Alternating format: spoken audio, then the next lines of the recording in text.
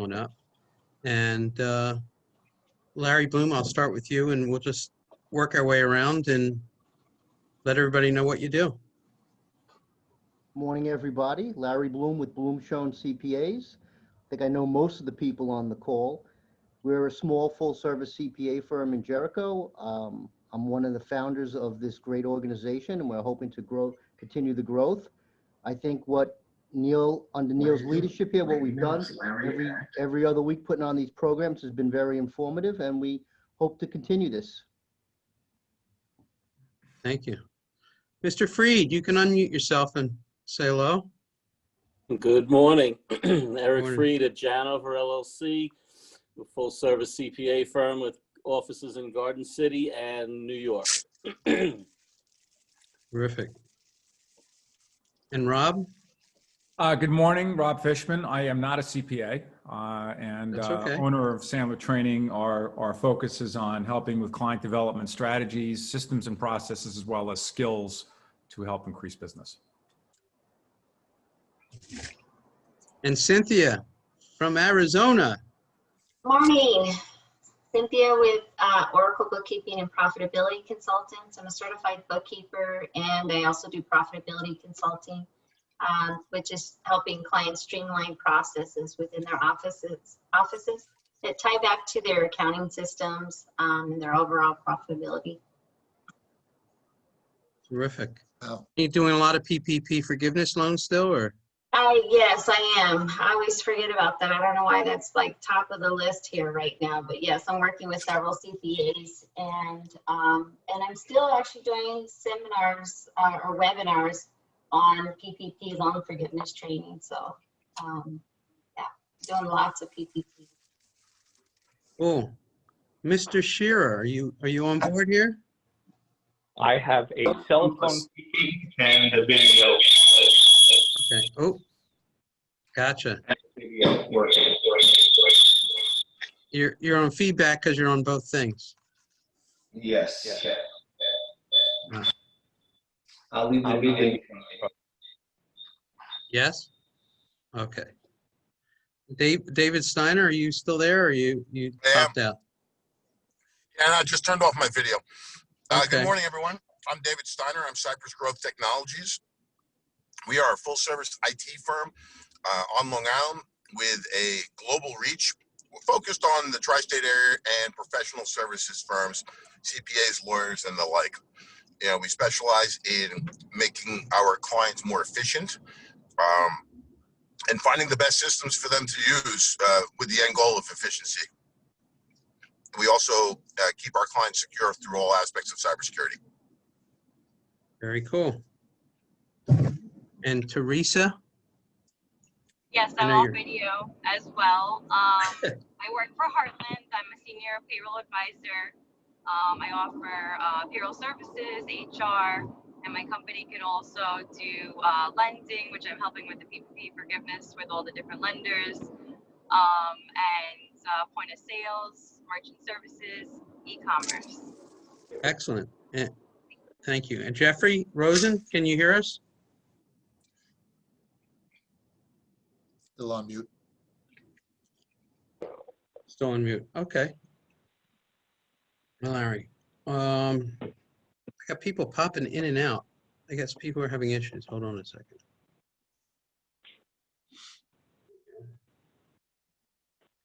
Well, we're gonna begin the show here, and I want to thank everybody for coming once again, and talk about the mission of LIFPN is really to bring education to everybody in the accounting and financial services community, to build a strong network of teams to work with our clients and solve their problems, and to foster a really good environment to build everyone's business. Most of the new members will be put on the website now. That's all been constructed. It's just going to be put on. And if you need to reach out to different people that are members, that would be great. We encourage you to join. Membership right now till the end of this year is only $200, as that was our initial membership to get in. your money is only going towards really hosting these events and promoting these events. And that's where the money is gone. And until we have live events. And we always do a couple of charitable events a year, and we hope to do some very soon. I'm working on something personally, and if anyone else has any concepts or ideas, and if there's anything else you want to hear, we're happy to help. Next meeting in 2 weeks is planned to be on Social Security and all the updates on Social Security. After that, we have a plan on business succession planning and some of the new things. And of course, there's going to be a lot of information and things coming out as the world changes on an hourly basis, which I've never seen before, but on an hourly basis. So I am very, very pleased to have a very well-respected, highly regarded speaker in Glenn Franklin. Glenn is an attorney who not only specializes in sick leave law and sexual harassment training, but also, as I learned his business, does a lot of union negotiations, and a very valuable asset to have in this economy where people are losing jobs, and procedures and practices are all very important that we know what they are, and most importantly, know who to go to if we have a problem. So with no further ado, Glenn, take it away. Thank you. I want to thank you, Neil, Larry, and Larry for the invitation and opportunity. I recognize some of the people, know some of the people. I see George that I know, David I know, some of the others. Eric I've met as well. If the way I work, even though you're on mute, if you want to ask a question, those of you who've seen my NICPAP presentation, other presentations, the old days when it used to be live, we'll get to all the topics. But, on anything you want to talk about on labor and employment law, what we could talk about. You want to talk about a wage and hour issue, we'll talk about wage and hour issues. I'm going to go a little bit off topic on today on the most important aspect of it, which is going to be the new New York State sick leave law. So I'm going to make sure before you leave that everybody's going to be aware of that. Teresa probably is already, but I'm just saying some of you who are not, and for your clients and contacts. What I do at every speaking engagement, I'm going to say again, is if you ever have any questions or want to just bounce something off, there's never a charge. If you have a client that needs to ask a question, I do free consultations. They'll say, or you say, hey, Glenn, can you do this? Of course. So that's the way I operate, and just happy to go and do that. So let's at least start on what's going on with OSHA. OSHA at the very beginning of the pandemic was becoming very, very, I don't want to say difficult. They were being very forthcoming and really requiring the PPE equipment, which was good. I mean, people now, OSHA in the last several months have been, for the most part, pretty quiet. They've allowed, people that have gotten their protective equipment. I was teasing Neil before, and Larry Bloomer was on earlier. I'd say we've been open in our law office. We have a 10-foot conference room table. I have as much plexiglass in my office as the Nassau Coliseum. And that's what OSHA and the state, because we'll talk about the state in a second. OSHA's federal. The state is the state. They are working together, but people can also get fined, and there could be problems in that regard. So some of it is just, again, I'll just read a couple of things that OSHA is just requiring, providing customers and the public with tissues and trash receptacles, flexible work hours where possible. Where a lot of the problems and issues really are that I get all the time, who should work from home? Do I have to allow people working from home? That's the stuff we're going all the time. It really relates. There's more discrimination potential and retaliation potential concerns for the employers that I represent. Clients that use this right will call us up. I got a question yesterday from someone said, can I require, nobody's sick in my office, can I require everybody to go and get a COVID-19 test? And that, so those kind of things. And we explain, I answered my own question right now. The answer is really no. It has to be treated like every other medical condition. If someone shows symptoms, then yes, you go and make sure that people are required to take the test. What people don't know is while they're waiting for the test results, the employer has to pay them. It's not, they don't use their sick days. So you have all that. Some of my employers are, losing their mind. One of my car dealers on the phone with him last night, losing his mind. He has an employee who went to Florida on vacation. Now, the employee has to come back. He went to a vacation for 2 weeks in Florida, now has to quarantine for 2 weeks at home. Although he doesn't have to pay him, he's losing his mind. He now is losing productivity. He's now moving people around. He now has overtime issues. And that's some of the concerns and things. That's the practicality of what's really going on in the workplace. So when I tell my stories, and people that know me know I tell stories, and I never was somebody, Larry shaking his head, Sharon knows that I tell the stories when, we've had lunch and breakfast and stuff together. I never was a guy that could win the 25 words or less contest, so, I do that. So you can interrupt me at any time to do that. So you're talking about flexible work hours. We have the workspace situation. Again, maintaining housekeeping, the social distancing, depending upon the particular occupation that people have, the classification. In the medical field, it's much different than in a CPA's office, a lawyer's office, a financial planner's office, insurance, whatever it is. And, those are different circumstances. In an assisted living facility, I'm doing a union negotiation right now, representing the employer as I do, and we are going to be doing it outside in their parking lot because you can't go into the facility they don't want, I'm not considered really essential for that service. I had told them they could come here. There's too many people that they have on their committee to do that. So these are all of the things that are required, and OSHA would require that. They're very, very concerned about the State Department of Health issue, et cetera. Now, for those of you at the very beginning, I had a car wash, brand new client. I've never met the gentleman, and he became a client of mine. And the issue that you should really look at, if you have not done this in your office or your clients haven't done this, the state does require, and I'm sorry I didn't really do slides, but just write down the New York Forward Safety Plan template. It's a 7-pager. It really is the reopening safety plan, things that have to be filled out. It's unlikely the state is going to come in and audit you. It's unlikely, but if people make a complaint and they say, by the way, nobody ever did the New York Forward Safety Plan template, sure as we're all sitting here, there's going to be fines and penalties and things of that nature. It's not difficult to do. At the very beginning, they're talking about taking temperatures.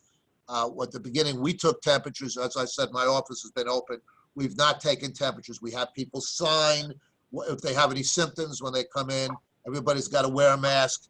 Everybody's got to keep. I've had clients or contacts that come in, mostly clients, and they said, now that I'm in your conference room, can I take my mask off? No. I'm an older guy to begin with. And the answer is no. The answer, if you can't do that, well, we're sorry. But then you got to go and, we'll do a Zoom call or whatever. As I said, we've been, I've done a lot of Zoom things. Union negotiations don't seem to work on Zoom. And certainly clients that come in and a restaurant that wants to tell me in person that he hasn't paid overtime, is paying cash, he's not going to tell me that on the telephone. So you may have certain issues with clients that really need to go speak with you. And the issue is that you really need to do that. On a New York Forward Safety Plan template, I highly recommend that be done, in that regard. So, that it's really housekeeping. What we're doing as well, after somebody uses the conference room, we're having the conference room wiped down. We're having that individually in our office, whoever was the last one in. Some of our legal assistants are doing that. We're spraying, we're wiping, we're doing whatever we can to try to keep everybody as safe as possible. There's no one size fits all here, but a lot of it is, is common sense. You can't get in our building without masks. And so OSHA really wants to, to see that. Example, we have a client of ours, very interesting, as a kind of a cute story, is that they happen to be a burglar and fire alarm company in Queens. They have a woman, she happens to be a union employee as well. They have a woman who would refuse to go in. She's there 10 years, refused to go into the office, get to the office to wear a mask. I don't like wearing a mask. I don't want to wear it. Well, the landlord said, well, then you can't come into the building. They have security there, actually. Security guards would say, you can't come into the building. The funny part, or the ironic part of the story, is the landlord of the building is a different union, not the same union. But they're the landlord now. They say you can't come in. There's video of her, you know, so again, she finally begrudgingly does that. Then comes into the office, takes the mask off. The employer says you can't do that, etc. So she's been written up and placed on final notice. And finally, I mean, there's video in there, a video of her taking the mask off. There's video of her going to the bathroom in the hallways, not in the bathroom itself, but in the hallways of taking the mask off and tenants complaining, etc. So she was ultimately terminated. And again, you're talking about, you know, if not, that landlord was going to receive a, you know, a claim by the, you know, different different tenants in the building, and the landlord would have been responsible, and possibly my client, the burglar and safety alarm company, they would have run to New York State for that fact that Department of Health. This is, you know, the New York Forward Safety Plan template is issued by the New York State Department of Health. So if, again, that you can look on that. If you need me to send that to you, I'll do that and provide my information at the end. And also OSHA, you know, and you know, you tend to do that. OSHA has been a little bit, as I said, they have been a little, you know, they have not been proactive. The state's been more proactive in that. But, you know, you can see what the governor is doing today. You know, we're sending out things. If you're not on our mailing list, you know, we're sending out bulletins, you know, each day that we try not to overburden people, but any changes in that, you know, whatever. And those of you at the beginning, it seems like forever ago, you know, when you're trying to figure out which of your clients was essential or not essential. You know, I mean, I represent construction companies. They changed that, who was essential, 4 times in 48 hours. You know, I had a client to say, you know, I'm doing a CVS sidewalk, but I ordinarily do residential, you know. So, I mean, we had to go take a look at what was essential or not. So things are changing as they go. You know, Teresa and others who were mentioning before, I guess she's not on, but I'm saying before about the PPP situation, and Cynthia as well. I mean, they changed the rules. You change the rules as they went on. So you have those kind of situations. The thing that's the most important, I want to make sure I cover this, especially some people had to get off at 8:30. To me, is, you know, a little bit not what we publicized, but the most important thing, the new law that started September 30th of this year, last week, and that is the New York State sick time law. So let me explain it to you. If you need more specification, you can call me. As I said, there's never a charge, and we'll go through it and whatever. But it affects everybody in the room who's an employer and all of your clients. Some of you it may not affect at all, whatever. It's a similar law to what was in New York City for the last 4 or 5 years. But they've made it statewide and made it a little bit more burdensome. So people who have, and very few of these, employers with 4 or fewer employees and a net income of less than 1 million still have to give up to 40 hours, but that's unpaid. So it's 4 or fewer and less than 1 million total, still 40 hours, but that's unpaid. The vast majority, that's 5 to 99, will wind up with 5 paid sick days. I'll make an explanation of how it's calculated and also the situation. Very important that it's calendar year, very important about carryover and how that works. It seems a little bit daunting. It's not that hard to do. And also I have strategies to not cost an employer more money. You can move stuff around. Larry Bloom and I were talking about, before we started, about PTO days, not a fan, and how to go change it around so that you're in compliance and doesn't necessarily cost. So 5 to 99, 40 hours, which could be 5 days, but 40 hours. And those people of 100 or more employees are responsible for 56 hours of paid sick time. It's by calendar year. So although from September 30th of this year till December 31st, the way it's calculated, people get 1 hour of paid sick time for every 30 hours they work. I'll say it again. 1 paid hour of sick time for every 30 hours they work. So if you take September 30th through December 31st, let's assume people work, at least 560 hours, because 8 hours, even I can do that math, I'm not a CPA, but 30 hours times 8 is 240, so that's the 8 hours. Assuming they get 16 hours or 2 days between September 30th and December 31. We do not have to give sick time for that. However, that counts towards calendar year 2021. So a person who's working now would earn already, if they want to take a sick day, and I'll explain who's eligible for sick days in a moment. If they want to take a sick day on January 10th, they will be paid that sick day, comes out of the employer, because they have already earned it from September 30th to December 31st. So if they take January 10th, you as an employer, or whoever the employer is, would have to pay that. An employee who gets hired January 2nd earns it 1 hour for every 30 hours. And they, during that calendar year, can take a maximum of 5 days of full-time, assuming they earn that. 5 days. Has to be paid. Okay?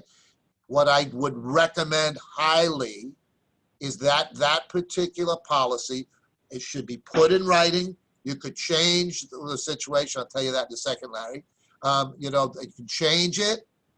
You change your employee handbook or do stuff like that. Great question by Larry. Just said, can I require a doctor's note? And the answer to that is no, because for the 1 day, whatever. So I'll get to that in a second. I'm going to read all these things. Your hair's going to stand up. It's a great law for people who really are, have a lot of different issues and never had that before.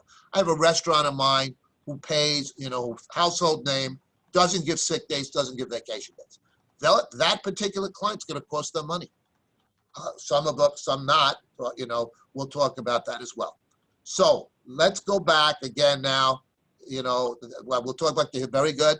Larry Bloom is asking me about the carryover. So here's the example. Somebody earns the 5 days calendar year 2021.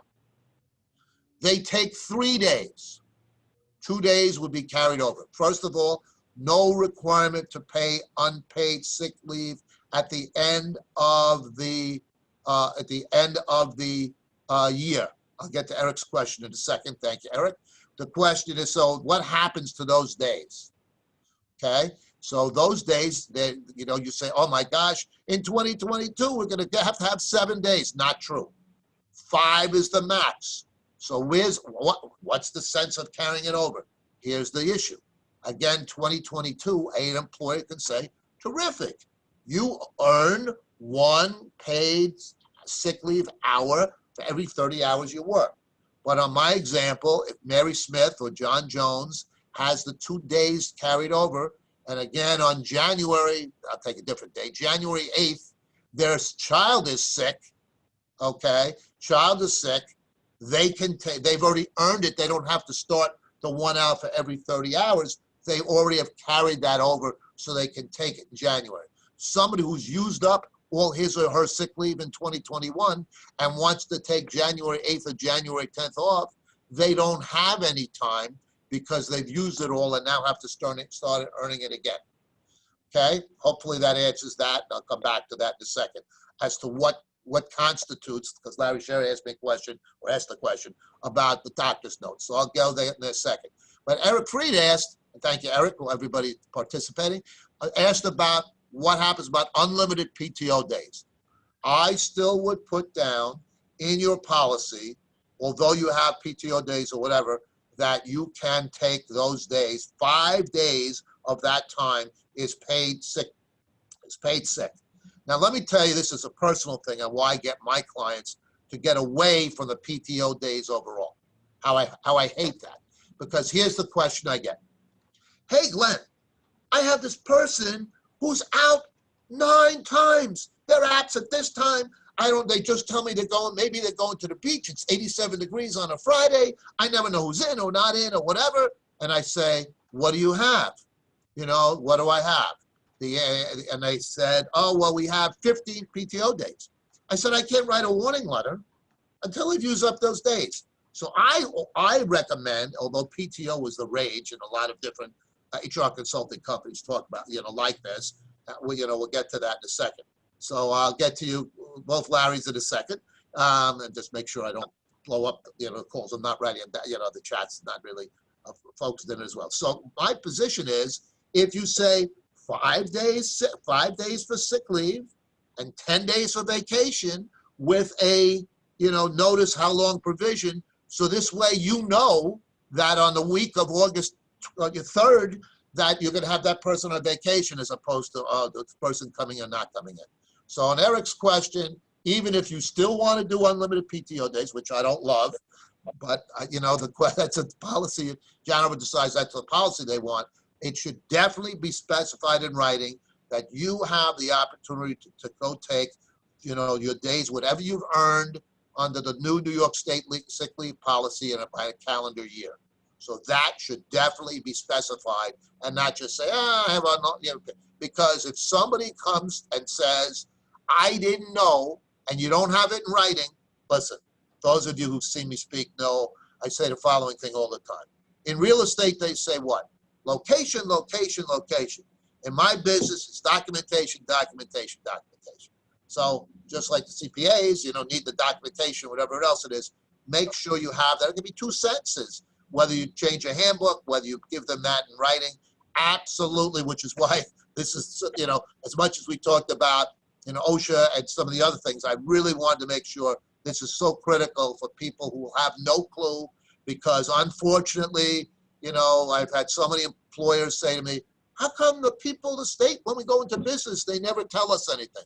So this is an opportunity for you as the trusted advisors for not only your own firm, but to go and explain to your clients where you can be a hero and say, hey, by the way, you should go make sure you're in compliance with this going forward. And the numbers will be, will be problematic. There'll be all kinds of things. Now, let me go to the things. Let's talk about the covered reasons for taking sick leave law.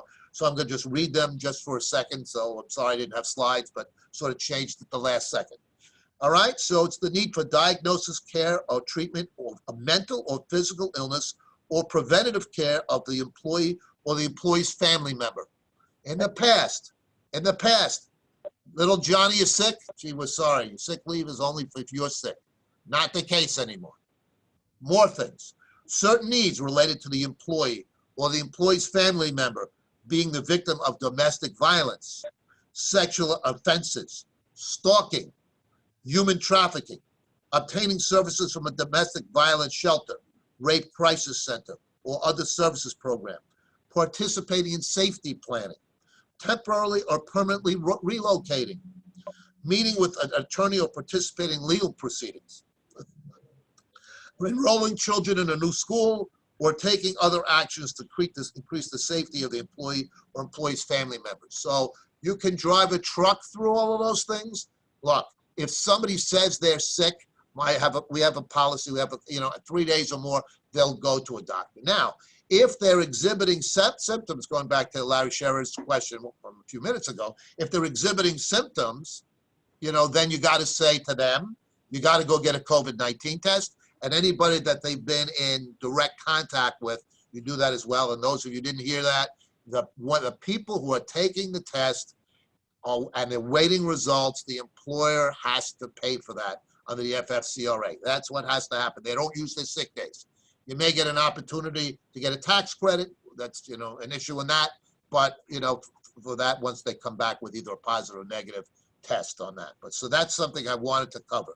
And I didn't look at some of the chat things again. So That's okay. all right. So I know you had some of the things. Let me go see if I can find those. Unlimited PTO, carryover. Okay. Can I fire someone? If I fire some, the dollars for accrued days from Larry Sherrick. Great question. So thank you. I'm not Mr. Technology. So wherever David Steiner is, I'm sort of patting myself in the back for a second. They do not get accrued sick days. You use them or lose them for sick days. Vacation is a different policy. And if you don't have a very specific policy on vacation, you're going to have to wind up paying the pro rata or accrued vacation. So that needs to be in writing too. The vacation policy must be in writing. Also, while I talk about stuff in writing, anybody that's on a commission structure is with a brand new client yesterday, and it's going to cost them a fortune because they didn't have that. Okay, when an employee takes a day off, I need to know the reason to account for sick versus PTO. Yes, I would definitely, Larry Bloom, great question. I would say listen, I need to know, we have the sick leave law, we have to keep track of that. You don't have to tell them what's wrong. You have to do that. You know, whatever, you just said sick. If they want to share, my kid is sick. If they want to share, by the way, I'm you know, in a you don't ask that. I'm process of getting divorced. I need to go see a lawyer, and that again will count towards the sick leave law. So they may not know that, but you know, you have that. Great, another great question. What about a client based in New York, remote outside the state? You know, offer this to their non-New York employees. No, this is only, great question by David Steiner as well, only a New York State law. The question is, do they ever come into New York? Is it New York based? You know, the answer is it's unclear. Usually, people who are who usually are, let's assume they're working remotely or all the time, will I'll take Cynthia's Arizona situation. That, you know, they're New York based, but they're in you know, in there. I have a client of mine who's based in Deer Park, but they have an Irvine, California location. California has their own issues, but they don't have to abide by the New York laws. It depends. If they come in for training, if they come in for sales training, they come for stuff, they should use Rob, you know, all that kind of things, then it might be a little bit different as far as a nexus. So my business. With COVID tests, some are taking 2 weeks to get back. Neil is saying that, yes. For the most part, I've seen with our clients, average about 4 days. That's what I've seen, most of them at this point. When it's longer, and we have to go pay for that. That's, you know, it is what it is. You do not have to pay for somebody who, you know, example that I may have given before, you know, somebody goes to Florida and they go on vacation, now have to self-quarantine for the 2 weeks. As I said, my car dealership, my Honda dealer is ready to go jump off the roof because now he's lost those people. You do not have to pay for those 2 weeks. The problem that you have from a practical standpoint, and being seeing that, you know, watching the time, so I wanted to make sure I get all that. We're going to spend a couple of minutes on sexual harassment. This is really critical for you. The thing that you really have to be careful about is, in the future, if the word gets out, hey, I'm being honest, I'm going to Florida on vacation. So now, what is somebody going to do?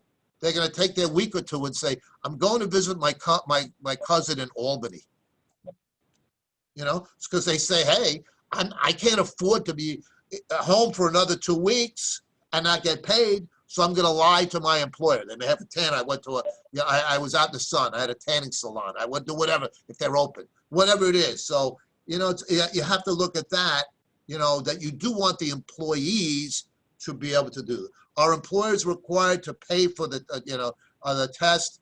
Ordinarily, there's no charge, but if there is a requirement, the answer is yes, the employer would have to pay. The employee does not have to pay for the COVID-19 test. Okay? So again, hopefully a little bit, you know, I know it was a little bit of a rush, but that New York State sick leave law was something, it's so new, and I think it's real, it's a factor, it's going to every single employer in New York State. You know, OSHA, we touched on it. I thought this was even a more important and more topical for the, you know, present situation. One last thing for you. I know everybody's got to get back to work, and some people are leaving for the 8:30. Sexual harassment prevention training is still required. However, I have not, although it's on the books that if you don't do it, you can be fined. I have not seen that happen once. However, let me tell you how this really affects somebody by not doing the training. Last year, everybody was doing the training, and, you know, whatever, 2020, although we always had, you know, virtual training in English and Spanish that we do, you know, we're still seeing fewer people take it because they're just trying to get through the day and not do that. So let me tell you how it works. Some people say, listen, people working from home, the chance of sexual harassment or anything else is really limited. Maybe so, but let me tell you about a case I had, and then I'll ask any questions. And, you know, I'm as I said, want to be respectful of your time. So understand, we had the following: an employee claimed an age discrimination case. They went to the Equal Employment Opportunity Commission and the New York State Division of Human Rights because they do this with a joint filing. The first question the investigator, EEOC, by the way, is the federal agency, New York State Division of Human Rights, obviously that, or there's even a city or local county. The first question on an age case they ask is, by the way, did your employer provide sexual harassment prevention training? And the employee says, I don't know what that is. We never did that. Since so many of these cases are credibility cases, did it happen? Didn't it happen? On an age case, the employer is really guilty on most circumstances, a lot of times guilty until they prove themselves innocent. But now they're fighting an uphill battle because the agency investigator is going to say, well, I probably should go and find a credibility. This must have happened. They didn't even do the training. So it doesn't just relate to the sexual harassment prevention portion of that.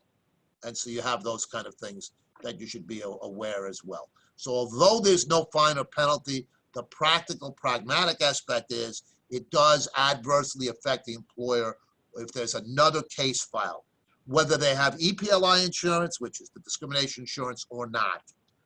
That's something that they did. So a lot of talking in 30-something minutes, as I said, I just wanted to make sure we covered, again, the sexual harassment, OSHA, but the meat potatoes today, I wanted to make sure every single person understood that impact of the sick leave law, and if I didn't do that again. And for those like Larry Bloom and George Louis who may be hearing this, again, if they take my NICPAP seminar, I apologize for that portion of it, because that portion it will be to all the people that's going to be part of the program, as when I do that kind of that seminar as well.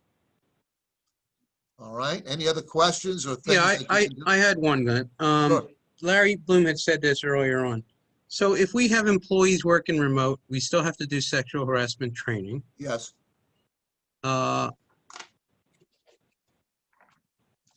we allowed to do it on Zoom? Can you do it? I mean, yes, you can do it on that. Yes, you can. Understand, some people are doing it for free. Let me trash, especially, although I think Teresa's gone. Let me trash ADP for a while I can, although I have somewhat of a relationship with some people at ADP. They'll come in, do it for free, and they will do the following. You have to train both your employers and your employees. Right. What some of the others do, they'll go say, here's how you go file. Here's the phone number. Here's the address of the Equal Employment Opportunity Commission, and your employees are writing it down, whatever. Yes, you have to do that. So here's an example. I actually did one last year for an accounting firm, not somebody on this, on the Zoom call right now. And so I did two, we usually would do two separate, one for the management team and one for the non-management team. We did it in person pre-COVID when that existed. We go in and they must have 30 people in the decent sized company, 30 people or so in a large conference room area of the employees. And we walk in there and you could feel the tension. You could cut it with a knife. We're going, we don't know what's going on, but I do the seminar. And I say the following, listen, you can go run to the agency. Here's where you go. Here's the story, whatever. If I work for XYZ accounting agency, they have an open door policy. I personally, you can always file with the agency. I would go and try to clear the air, find out. You want to, listen, nobody should be in a workplace, whatever, where they're uncomfortable. And yes, that it's only sexual harassment, but it could be anything to do. Unbeknownst to me, a woman was about to file, I do this about 2:30 in the afternoon or whatever, 3 o'clock. She was going to file an age discrimination case against the accounting firm. She hears me do this. She goes to the managing partner. He had no clue. It was rectified. She was thrilled. She's still working there. He called me up. He says, I learned from you. I can't give you a hug based upon the sexual harassment prevention training. But if I could, I would, because you wound up having this woman, based upon what you said, to go and try to do that. Because obviously, if there is a problem, you don't want them filing a claim. You'd like to get it rectified internally. So the answer is yes, that could do. I'm not looking for the extra $12 here, but I'm saying that just whoever somebody utilizes, make sure they do it where it's not going to be where you're throwing gasoline on the fire. I don't know if that answered your question, Neil. Yes. Okay. Anybody else? All right. Well, I gave you enough stuff. If somebody wants the specifics, I don't know how this works. I'm not looking to do a commercial. We're going to send a recap with Glenn's information and everything else after this meeting. And again, if anybody has any topics that you think are very topical in the next month or two, there's going to be plenty because we are in a crazy, crazy environment.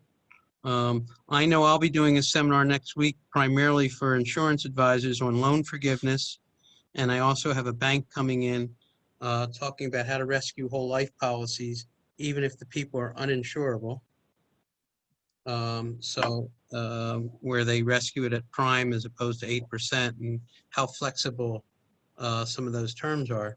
So other than that, I wish everybody have a terrific day. I just wanted And- to, before we go, I just want to thank everybody for their attention. I know it's earlier. Thank you again, Neil, Larry, and Larry for the opportunity. And again, if anybody, you just have to say, hey, I was at the organization, your Neil and Larry's organization, your organization. Just give me a call. Everybody has my office and my cell number. I'm happy to answer any questions for you or your clients at no cost, of course. Got it. Thanks, Glenn. Thank This you was all. very helpful. This was great. My Yeah. pleasure. Thank you for the opportunity. Terrific. Well, I Okay. wish everybody a safe and happy day. All right. And any questions, just reach out. All right. Thanks Thank again. you all. Be safe. Thank you. Thank you, Take care. Glenn. Bye-bye. Take care, guys. Bye-bye. Bye-bye. Larry, I'll give you a call. I'll call you shortly, Larry.